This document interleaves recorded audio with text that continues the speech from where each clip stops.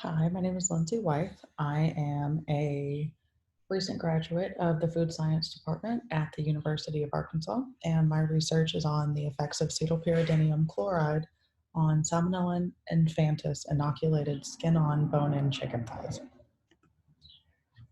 Salmonella infantis is a highly invasive and problematic foodborne pathogen and can easily proliferate within skin. While numerous studies have validated the post-harvest antimicrobials against poultry parts infected with various Salmonella species, few exist that validate them against Salmonella infantis. Thus, the objective of this study was to compare the effects of cetylpyridinium chloride and peracetic acid as short-duration dips on skin-on poultry parts. We hypothesized that safe food CPC would reduce antibiotic-resistant Salmonella infantis better than PAA. For this experiment, we collected skin-on chicken thighs from a commercial processing plant and inoculated the pieces using 1 ml of 64 microgram per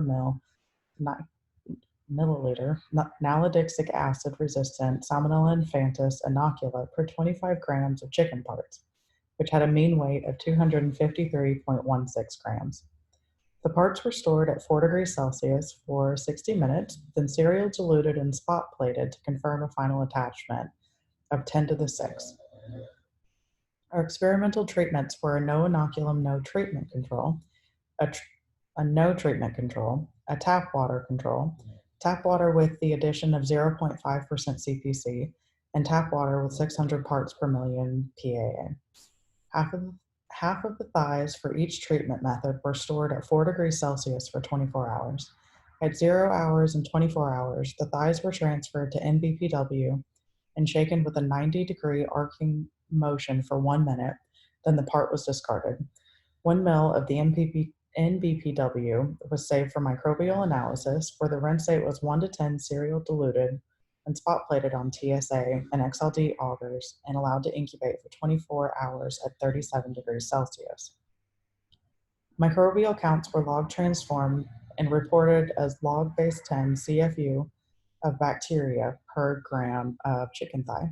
Data were analyzed using two-way ANOVA with the mean separated using 2K's protected HSD with a p-value set at less than 0.05.